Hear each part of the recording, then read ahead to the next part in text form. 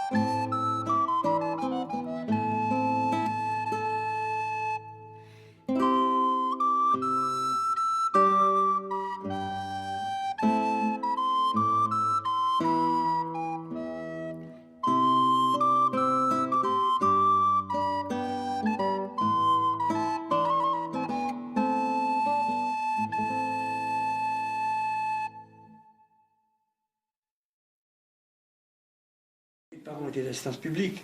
Donc ils ont travaillé pendant 12 ans chez Mme Lamar à Bras. Après ils ont travaillé 8 ans chez M. Rosette à Yves. Et après il s'est mis à son compte. Donc la ferme qu'on voit sur le plan là. Et au débarquement, on a tout perdu.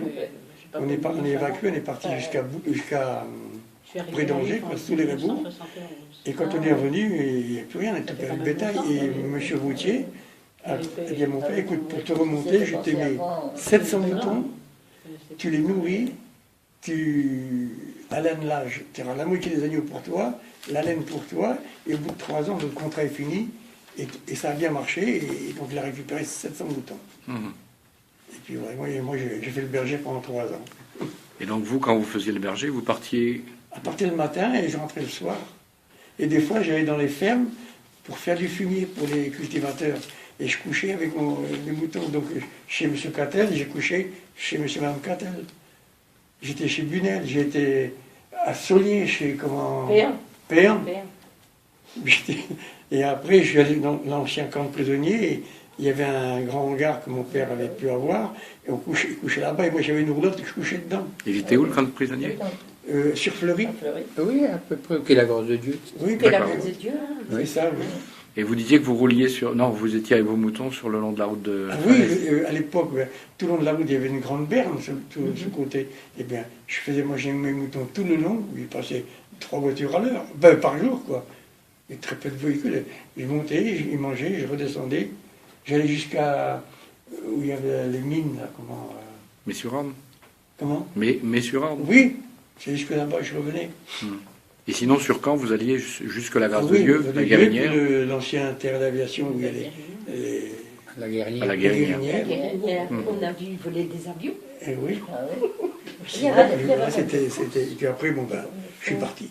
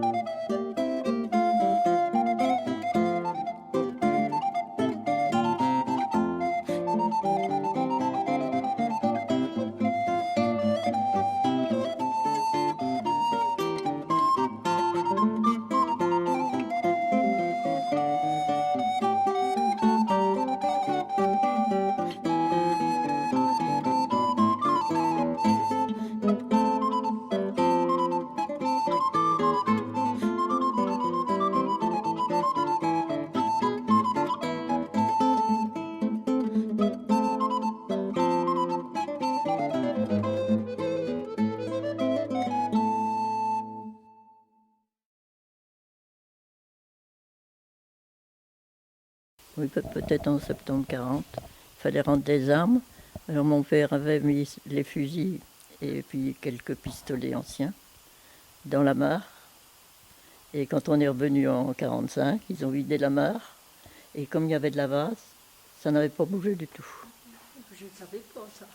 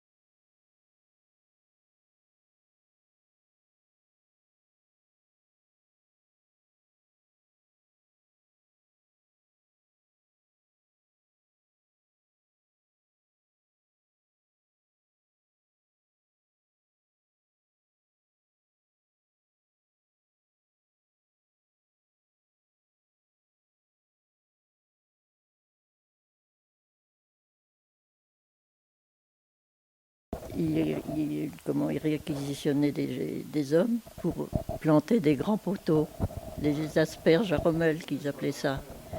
Ils plantaient ça entre If et Fleury. Alors il y en avait qui, c'est mon beau-frère qui m'avait raconté ça, qui faisaient des trous, mais qui bien plus profonds qu'il ne fallait. Alors les Allemands venaient les trouver, c'était pour se ficher des Allemands, ils faisaient des trous d'une profondeur. On ne les voyait plus, ils paraient dans les trous. Et ça, je m'en rappelle bien parce que je crois que papa avait été réquisitionné, mais il n'y avait pas été, il avait trouvé quelqu'un. Et puis, il fallait aller monter la garde sur la voie aussi. Hein. C'était chacun son tour. Hein. Sur la voie, où ça? La voie ferrée, des hauts fourneaux. Ah oui. Oui. Oui, parce qu'elle passait derrière. Oui. Entre Saulier et Hubert-Folly. D'accord.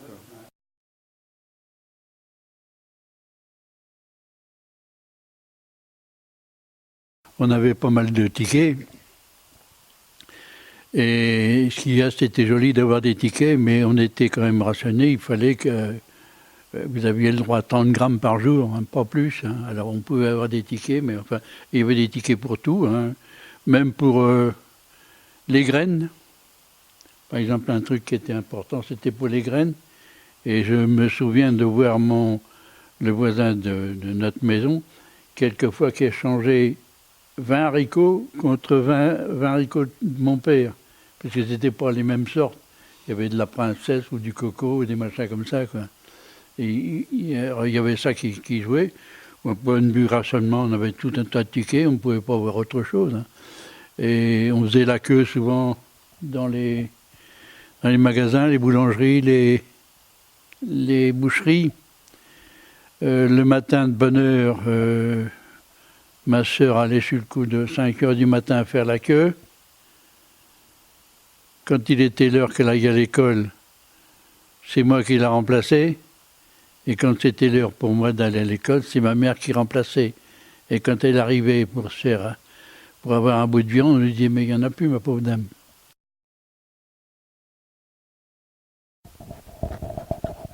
Enfin, nous, dans les quartiers ouvriers, là, autour de Caen, on n'avait pas de blé ni rien du tout, on n'avait rien pour manger. Donc, il nous fallait quelquefois aller faire de la glane dans les champs.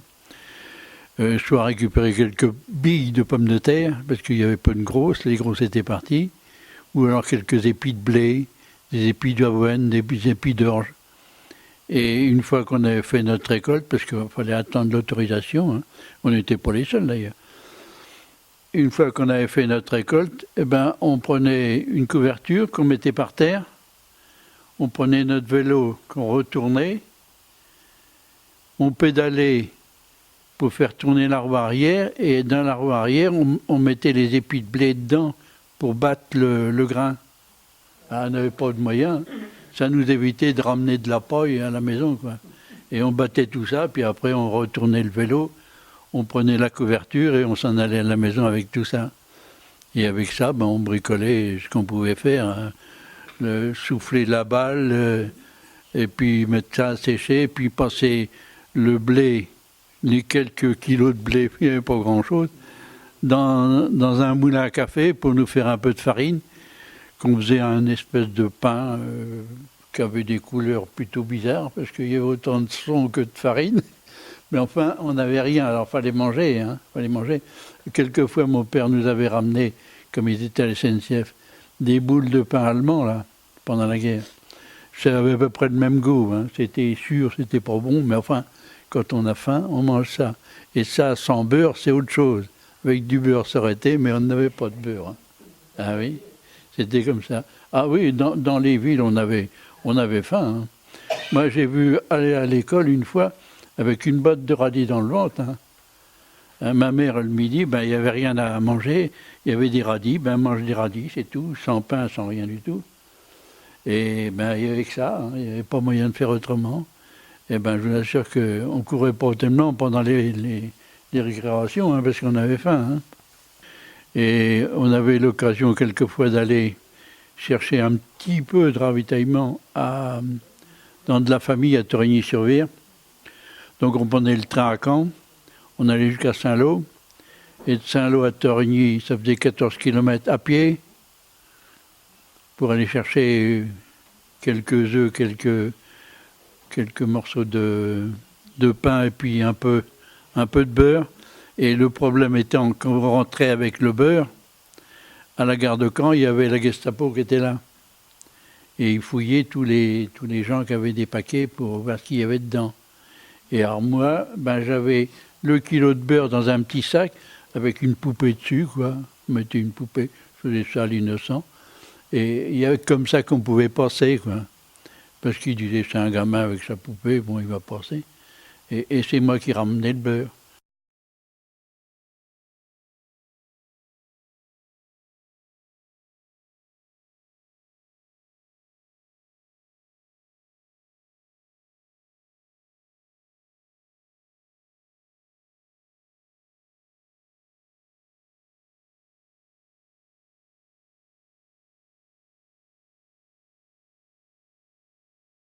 La guerre, la commune d'If, je ne sais plus si c'est tous les mois, a envoyé des colis aux prisonniers en Allemagne. Parce que ma grand-mère venait aider à faire les colis. Ah oui. Oui, Donc les gens venaient pour aider à faire Et les colis pour envoyer aux prisonniers. C'est la commune qui payait, quoi. Oui, je ne sais pas comment ça se passait, mais je me rappelle, ma grand-mère y venait.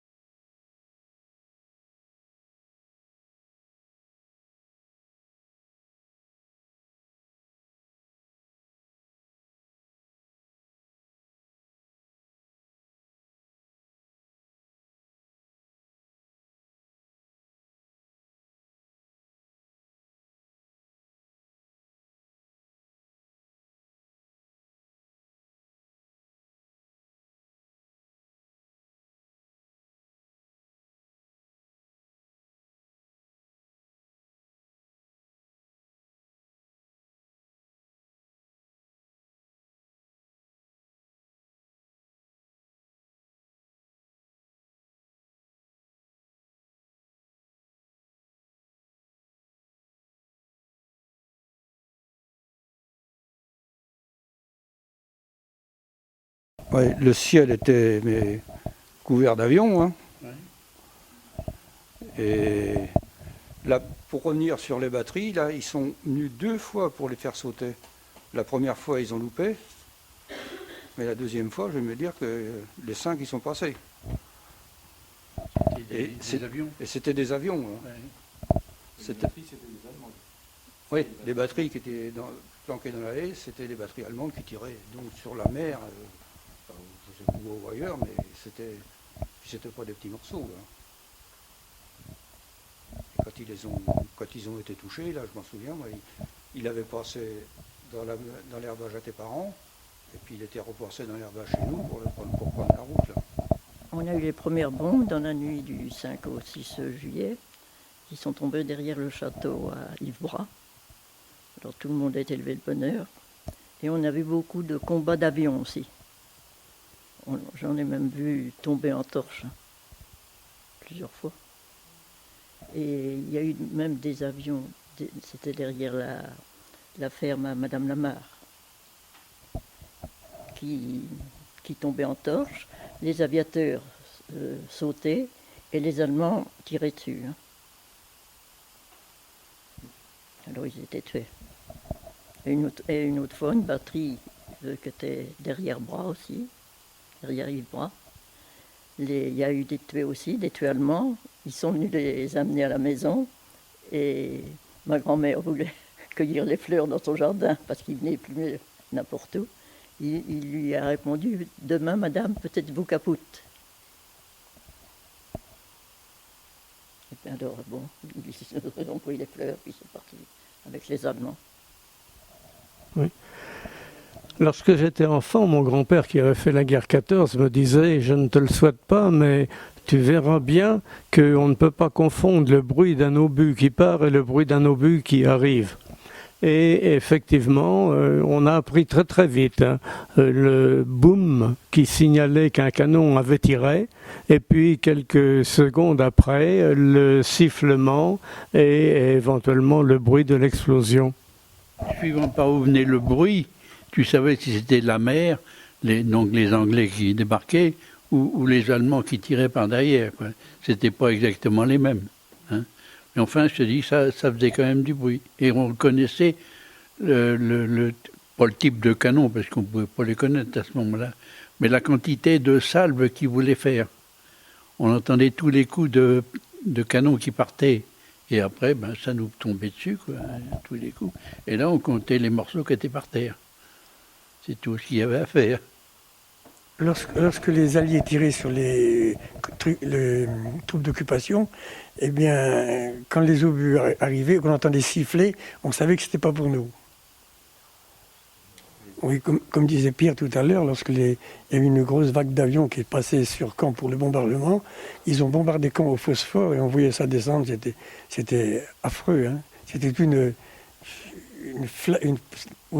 comme des flammes qui descendaient au ralenti sur la ville. Ce qui était installé là, pas bien loin du cimetière, là, il y avait des anciennes herbages à M. Vautier, là. Des trucs qui envoyaient des obus sur la mer, des obus, je ne sais pas, mais ça partait par 3, 4, 500 comme ça. Dit. Ah oui. Hein? C'était les orgastellines. Ah ouais, ils étaient pas loin, là. Tu te rappelles pas, toi? Ah oui, mais derrière. Ouais.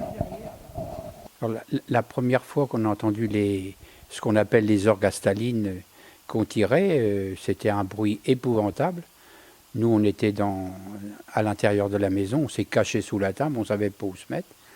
On avait un ouvrier qui se trouvait dans un grenier et pourtant il avait fait la guerre de 14 et il était tellement pris de trouille, il croyait que c'était la fin du monde qui y arrivait et tellement que ça faisait de bruit et à chaque fois que ça tirait, on ne savait pas où se mettre, on se cachait. Et à l'entrée de Bras, le terrain était haut, on voyait les chars qui se battaient sur le terrain de Carpiquet.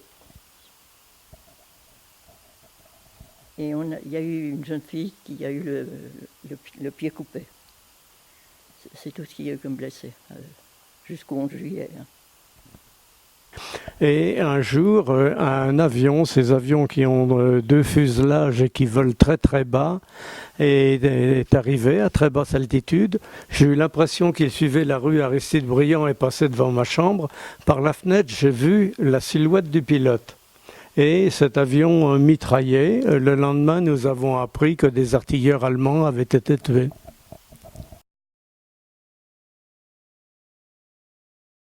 Des abris avaient été creusés par les particuliers et aussi dans les centres. J'étais apprenti à Mondeville, nous avions un abri et dès que les sirènes, dont on n'oubliera pas le bruit, sonnaient l'alerte, nous nous réfugions dans les abris. Oui, on a vécu, c'était la nuit qu'on allait coucher dans l'abri, c'est tout. Hein. Mais un dimanche, il y a un obus de marine qui est tombé dans la cour. On était juste à l'entrée de l'abri, mais ça nous a fait une drôle de secousse. Et il y avait 2 chevaux sous un gars, ils ont été tués. Nous, on était jeunes, on n'avait pas peur. Hein. Non. C'était les parents qui avaient peur. Et vous pouviez tenir à combien dans un abri alors? Oh, une dizaine, parce que ma grand-mère jamais n'a voulu y venir. Ah oui. Il y en avait d'autres qui couchaient sous la table, aussi dans la maison. Parce que vous y dormiez tous les soirs. Ah oui. Et sinon, dormir sous la table, ça suffisait pour être protégé. Ben, je sais pas. Eh ben oui, ben, je te dis. Oui. Oh, oui. Quand on est parti, on était 17, je crois. 17 ou 19. La maison a été détruite chez nous par rapport au tir des Alliés sur les occupants. La maison a été détruite, alors on logeait moitié de la famille, on était 5, moitié chez M. Rosette et moitié chez M. la personne. Parce qu'il n'y avait plus de maison, quoi.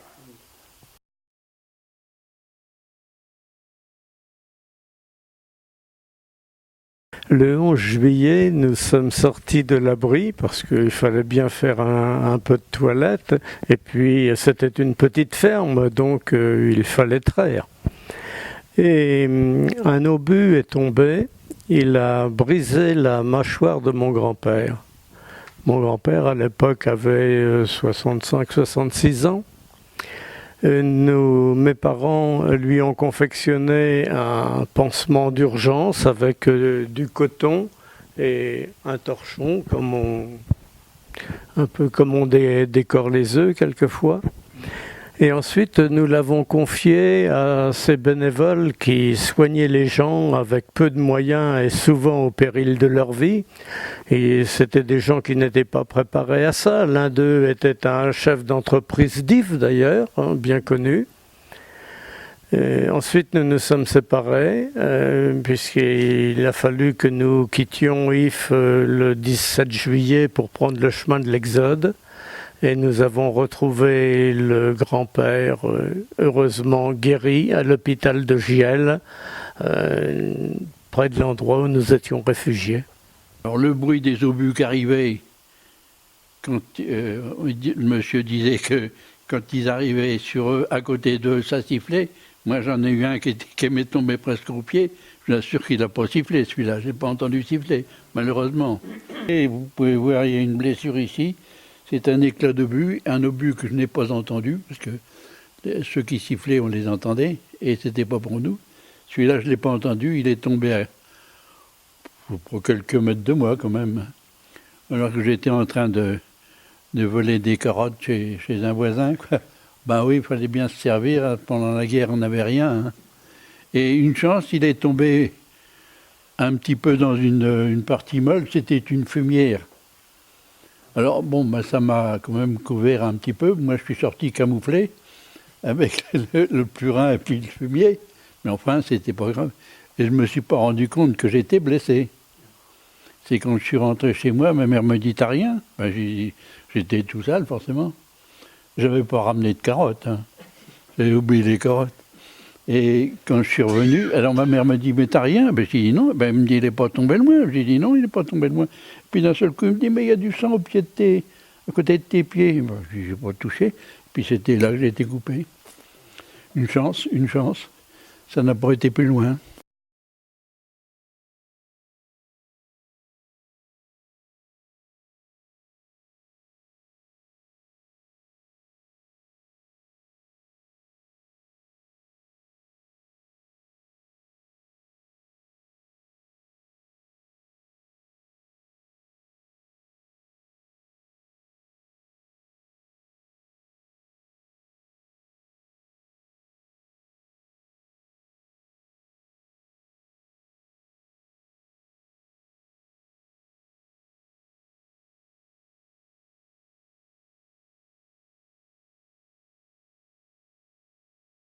que derrière la ferme de mes parents, il y avait la ferme de M. Villot à côté et il y avait une batterie allemande qui tirait sur Carpiquet. Et quand Carpiquet répondait, ben, c'était la maison qui a été détruite. Et le village, nous, on a été évacués le 13 juillet parce qu'à 11h, il fallait avoir quitté le pays.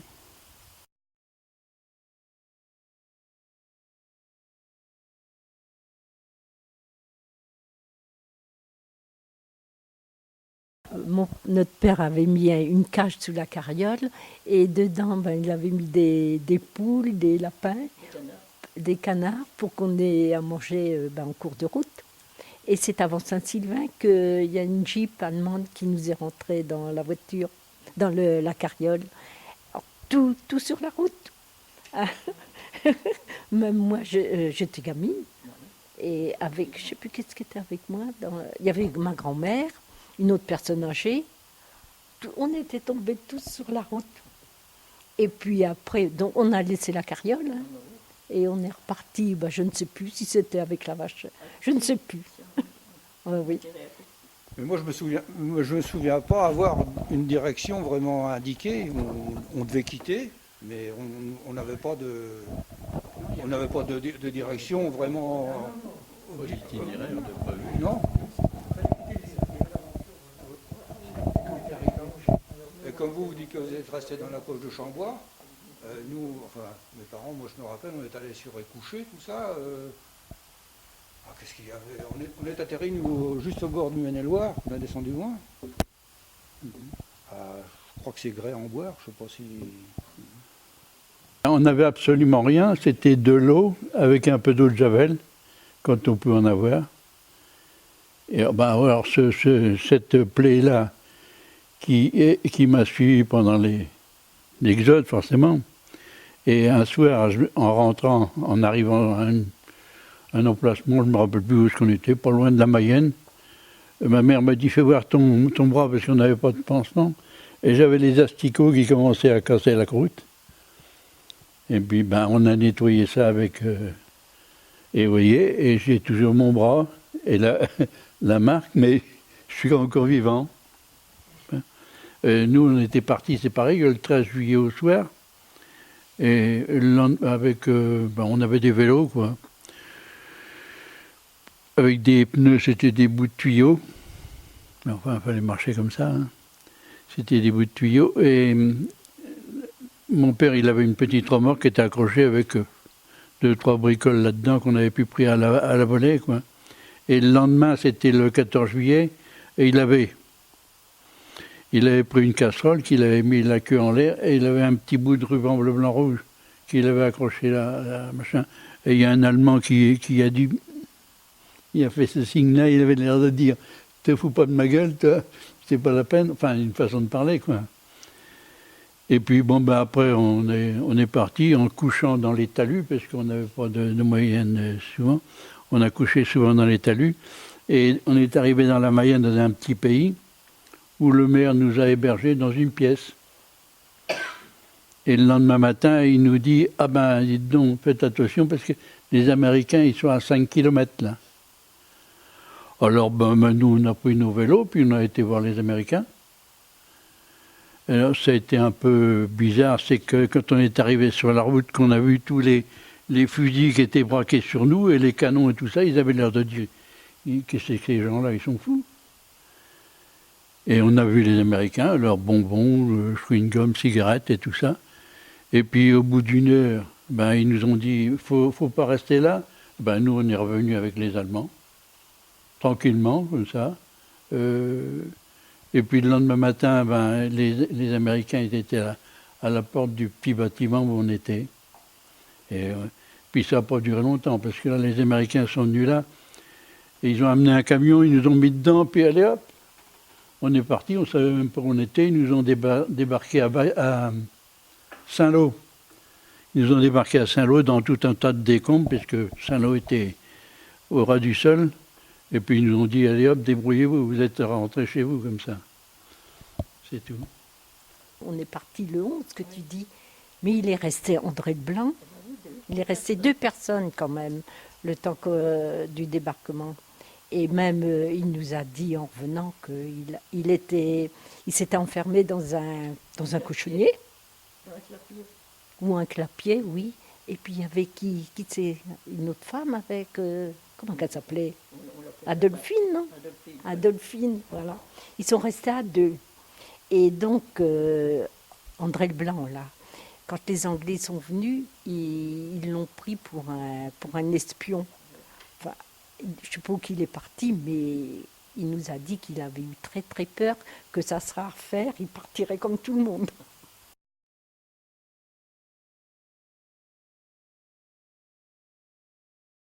Alors avec un officier, ils avaient parlementé, puis ils ont fait sortir les soldats pour qu'on puisse reprendre notre maison.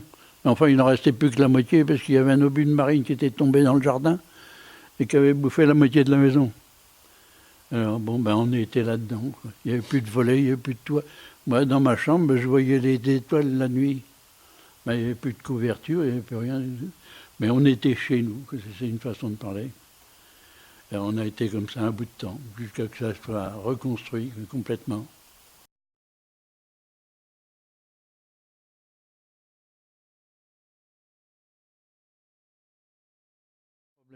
Oui, des gens nous apportaient de la farine pour faire du pain pour eux, oui. Sur tous les fermes, forcément. Hein, et on a fait aussi, c'était pendant la guerre, les gens apportaient de la farine aussi pour faire du pain pour les prisonniers. Alors chacun amenait son petit sac et on faisait du pain pour... chaque sac c'était différent. Il y avait des farines blanches, des farines plus ou moins foncées et les gens renvoyaient ce pain qui était fabriqué aux prisonniers. Comme ils n'avaient rien à manger. Alors ça c'était pendant l'occupation. Mais après, la farine, je pense que le moulin, comme le grand moulin qui est à côté du bassin Saint-Pierre, a dû refonctionner. Et on a eu de la farine comme ça. Et je ne me rappelle plus trop. Hein. Voilà. Il y avait une boucherie? Ah bah oui, il y avait un boucher qui était à Bras et qui venait dans des ruines qui étaient rue du Pain de Tournière, une maison qui était en ruine, et il restait un petit peu une pièce ou deux qui étaient à peu près habitables. Il venait avec sa voiture de Bras vendre de la viande une fois ou deux la semaine à If. Et je me rappelle, comme il n'y avait pas de pneus, il avait une Citroën B12, il roulait sur les jantes. Alors ça faisait un potin du diable. Il a eu ça pendant un bout de temps.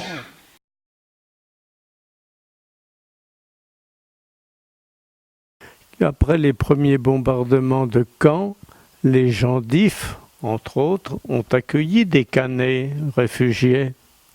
Et nous-mêmes, nous avons été accueillis plus tard dans l'Orne, dans la Mayenne, etc. Bon. À propos de la vie qui reprend, elle reprend très vite. Les études ou la formation ont repris très vite. Moi, j'ai passé mon premier CAP en 1946, donc ça montre que finalement, le cursus n'avait pas été tellement interrompu.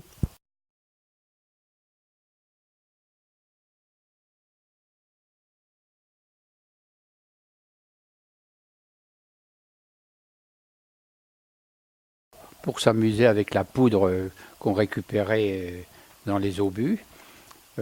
Il y avait des petits granulés, ça faisait des petits granulés, on mettait ça dans une boîte à mirror, c'était un petit bidon qui servait pour faire les cuivres. On faisait un petit trou dans le bas, au pied, on mettait de la poudre en bâton, parce qu'il y en avait aussi en bâton, on allumait ça, et puis ça sortait par le goulot du petit bouchon de mirror, ça faisait comme un feu d'artifice. Alors on s'amusait avec ça, et puis même faire des dessins avec de la poudre et puis tout. Et même moi, une fois, c'était arrivé qu'un bout avait sauté, ça m'avait brûlé un peu les cheveux. Alors on s'était fait disputer par notre mère, là-dessus on n'a plus jamais joué avec la poudre. Il y avait le principe aussi des douilles d'obus, qu'on enlevait la pointe, qu'on mettait un fil de fer autour, un torchon, un clou sur le percuteur, on balançait ça en l'air, quand ça retombait, ça retombait comme ça, Oui, oui. et puis c'est explosé. Ou même j'ai vu. On était petits, et à deux, ben, on mettait le fusil sur l'épaule de l'autre. On allait dans les décors, si on crochait pas le fusil, les anciens ils nous disaient tirez, tiens bon, alors, ça tirait un coup sec. Ah oui, mais on aurait pu tuer n'importe qui. Hein. On tirait dans la plaine, mais c'était une chose, mais dans ça aurait pu y avoir quelqu'un devant, c'était bon. Alors souvent, comme c'était à côté du camp de prisonniers, là, il y avait les Anglais qui faisaient la ronde tout autour du camp. Et quand ils voyaient ça, peut-être dans le quart d'heure qui suivait, il y avait une chenillette anglaise qui s'amenait, allez hop, ils venaient nous récupérer tout le matériel. Puis ils nous engueulaient, mais ils parlaient anglais, alors qu'on ne comprenait pas, nous on s'en foutait. Donc c'était pas grave. Souvent, ils nous disputaient, mais ils nous demandaient des œufs, si on avait des œufs, parce qu'ils n'avaient rien à manger, ils aimaient bien. C'est là que j'ai appris que les œufs, ça s'appelait egg en anglais, parce qu'avant je ne savais pas.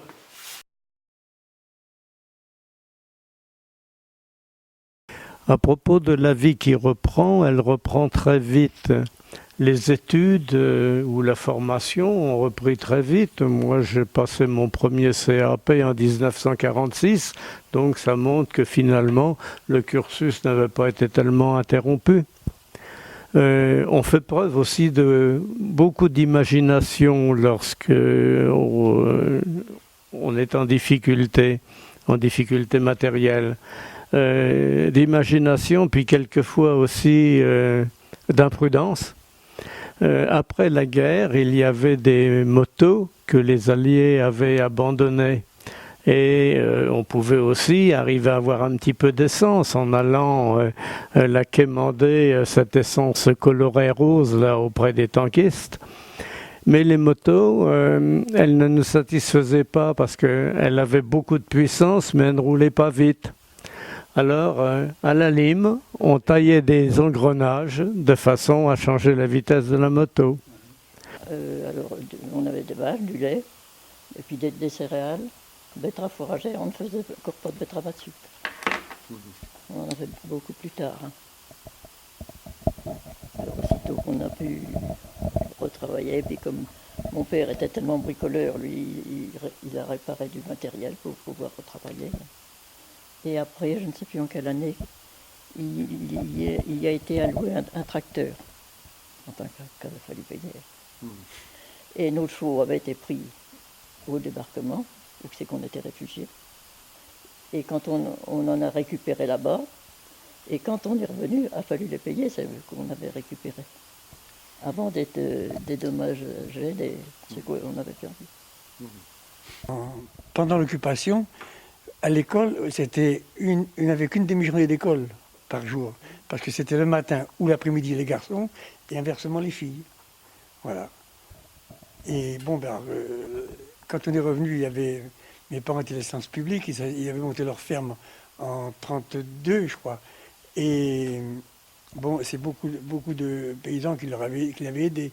Et quand on est revenu, donc il n'y avait plus de ferme, on logeait à la petite école.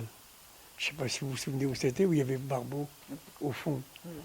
Il y avait une petite école, on logeait là. Et puis, moi, à 13 ans, mon père me dit, il faut quitter l'école, il faut travailler. Alors, ce qui a bien aidé mes parents, c'est qu'il y avait M. Vautier, qui était une grosse ferme, qui avait dit à mon père, voilà, je te mets 700 moutons, tu les nourris, tu les loges, tu les gardes, et on fait un contrat de 3 ans. Lorsque les mères auraient les petits, c'était moitié-moitié. La laine, c'était pour mes parents. Et puis au bout de 3 ans, mon père a eu son troupeau à lui, et moi j'ai gardé les moutons pendant 3 ans. Et après, excusez-moi, j'en ai eu marre et je suis parti. Je me suis engagé. Mais les cafés ont marché jusqu'à qu'on évacue Yves. Il y avait 4 cafés, il y en avait un rue du Pain de Tournière, un rue de l'Église, celui actuellement, le bureau de tabac actuel, un autre qui se trouvait entre les deux au fond d'une petite cour, tu sais, chez Frémy. Chez Frémy, c'était un café. L'église était complètement détruite. Dans la ferme Saint-Bernard, dans l'actuelle mairie actuelle, là, au premier étage, ils avaient fait... l'église se trouvait là. Et ça devait servir aussi quand il y a dû y avoir des balles là-dedans qui ont été faits dans cette pièce-là. Et ça a duré un bon bout de temps parce que l'église a été reconstruite. L'église était complètement détruite. Ils avaient bouché le chœur avec un mur en briques jusqu'en haut. Hein, et c'était toute petite. Et quand c'était bouché, l'église s'est retrouvée là-bas.